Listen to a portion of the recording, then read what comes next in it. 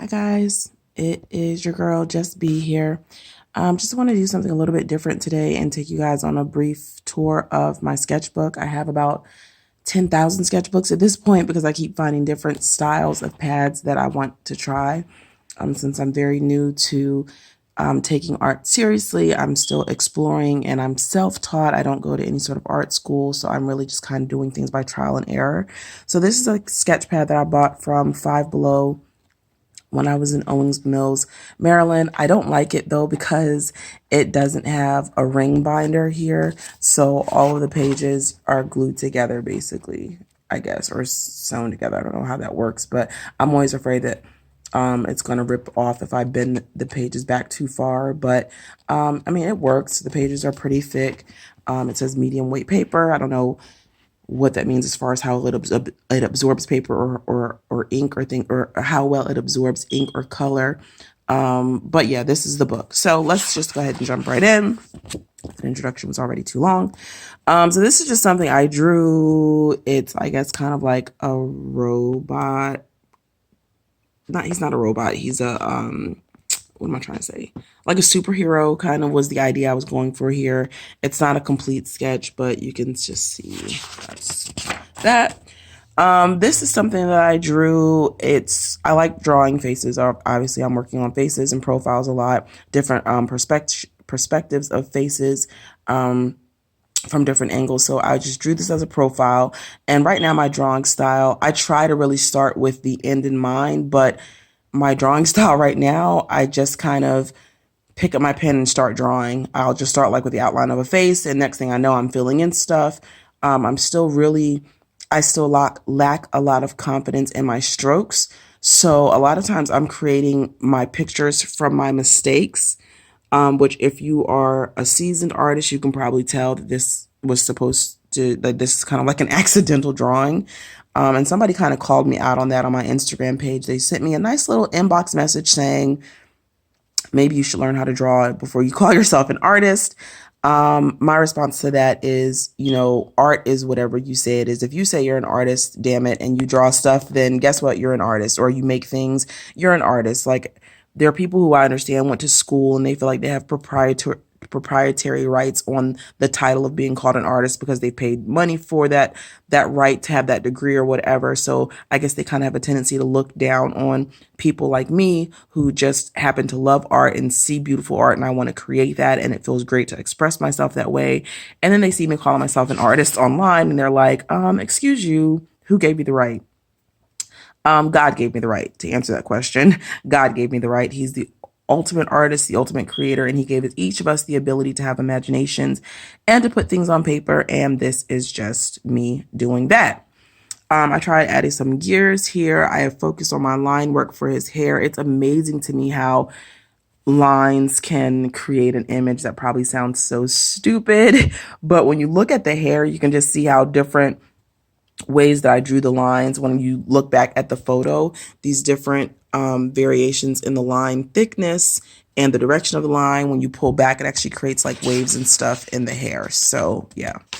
This guy came out looking like Donald Trump. So the theme of this ended up being like kind of a COVID idea. We're kind of all trapped behind our masks, but we have different points of views telling us how to view the whole COVID situation. So we might have like our real words in here that we want to speak, our real mouth in here, but then it's covered by a mask. Then we're hooked up to like the thoughts and stuff that they want us to think through the media. These might be like our innermost thoughts, the eyes that we see with on the outside. And then, of course, here's Donald Trump telling us how to think about the whole process, about the whole situation of COVID. That was a long explanation for nothing. This was supposed to be Scott Bernhard. If you don't already follow this man's YouTube channel, follow him. I'm also friends with him on Facebook. He's super motivational, very positive. I believe he's of African descent. Senegal, I want to say, actually. But I believe he's definitely African. This was supposed to be one of his pictures. It looks nothing like him. Sorry, Scott. But I love your YouTube channel. I love following you on Facebook. You're super motivational. I think he just hit 70,000 subscribers. I'm going to link his channel in my description. This actually came out looking like my nephew, Aaron. So not a complete fail, but Again, me just working on faces. Okay, let me go through because this is kind of taking a long time. So I asked my Facebook friends to submit pictures, their family pictures and pictures of themselves for me to practice on faces and things like that. So one of my friends, or you guys probably already saw her name, I'm going to block it out, but she submitted her child's baby pictures. And I tried my best. God knows I tried my absolute best. But again, for being self-taught, never having gone to art school outside of what I learned in like middle school, which was 30,000 years ago, I think this is pretty good. And I know I'm partial because it's my artwork, but I mean, hey, I've seen worse. This was another study from Facebook that a friend of mine named Latoya sent me. This first picture is from my friend Kyla. She lives in Lancaster. Maybe I shouldn't say that. She's in Pennsylvania. This one is from one of my friends here in North Carolina. Her name is Latoya. This was supposed to be a picture of her husband and her son. Didn't get very far with that. That was my first attempt. It sucked. This is my second attempt. There's all different ways you can work on drawing faces. You can work on drawing the dark spots first. You can work on drawing the shapes first. This is just me going through and finding what practice works best for me. It's not really much to see.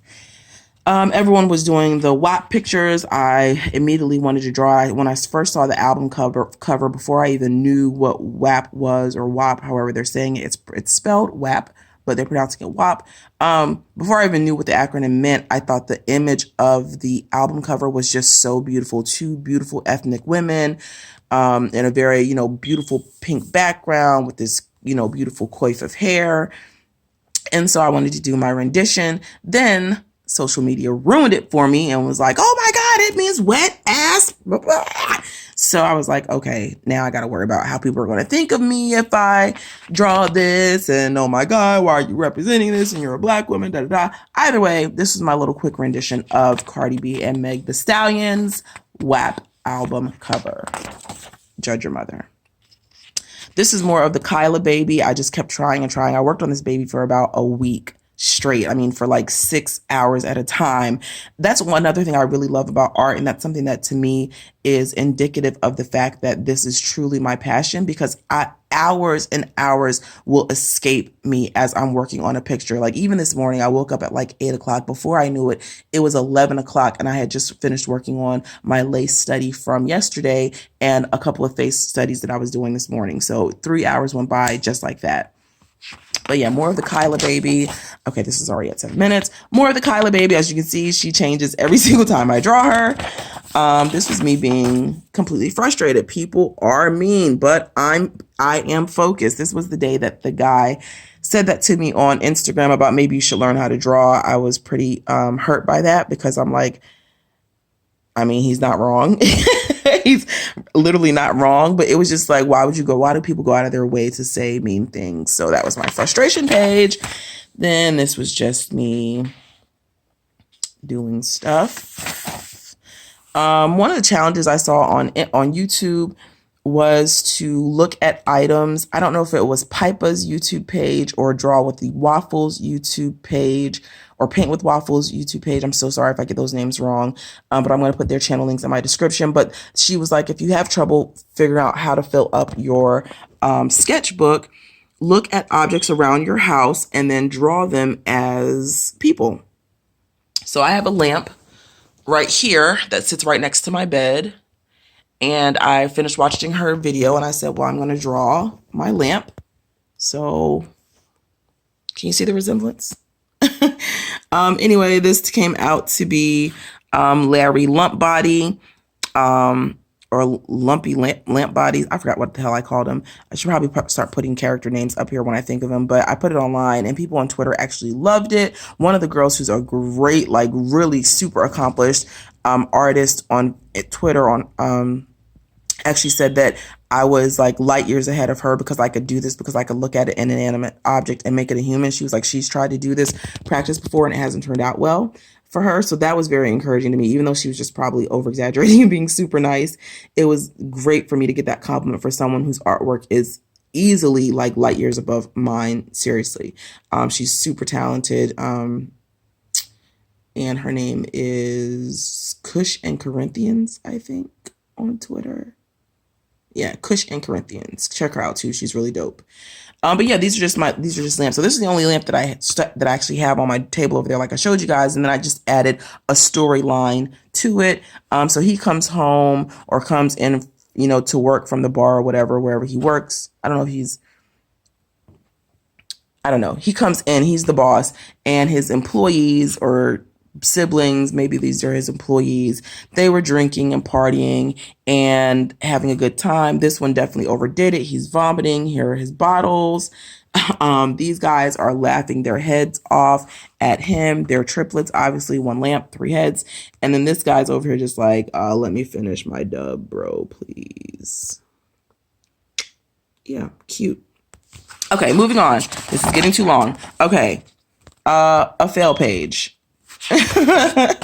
Then this was the actual page. This started as me trying to redo. Don't worry about the burn stains on my sheets. Judge your mother. So I did this guy really quickly on the back of my awesome drawing that I did of my dad that looks just like him. Oh, I miss you. Rest in peace, Pops. But I did this really quick drawing on the back of my dad's picture that I did in memory of him. He passed away December 30th of 2018. May he forever rest in peace. But I did this and I was like, man, I should have did that on its own sheet of paper because I really didn't want to mess up my dad's drawing. So then I redid it. I tried to redo it really quickly here. That was the fail page. And then boom, he came out like this. So I'm really proud of this. This was inspired by a girl on Twitter who does a lot of her sketches in just one color using a pen. So this was a pink ink pen that I bought. And yeah, the entire drawing is in pink, just with different shading. Like, I love art. Art is basically like a bunch of visual illusions and tricks that you learn how to play on the eye by adding shading, lines, and depth and all that good stuff. And, suggesting perception and all that stuff. And all this I did literally by being self-taught. What amazes me about my own talent, I'm just going to toot my horn for a little bit, is that I'll practice drawing stuff and then I'll go and look up a video tutorial about it. And I'll be amazed at how close I came to getting it almost exactly right. Like even today when I was watching Pipa's face drawing tutorial on YouTube, she was talking about how when you're doing a profile view, how you only see one nostril and the brow bone is prominent and the nose is prominent. Like you see lines in the face that you don't normally see. And anybody really can do that. Like if you close your eyes and think about a person's profile, you know what lines that you see on the face. But like, I just get a lot of details down naturally. And then I go back and watch a tutorial on it and realize that actually was pretty, close to doing it the way these people who went to school for it were trained by their professors and stuff to do it. So that impresses me quite a bit about my skill. I'm just looking at the detail of my dad's picture. Oh my God. If you knew my dad, you would know that's him. Okay, let's go through.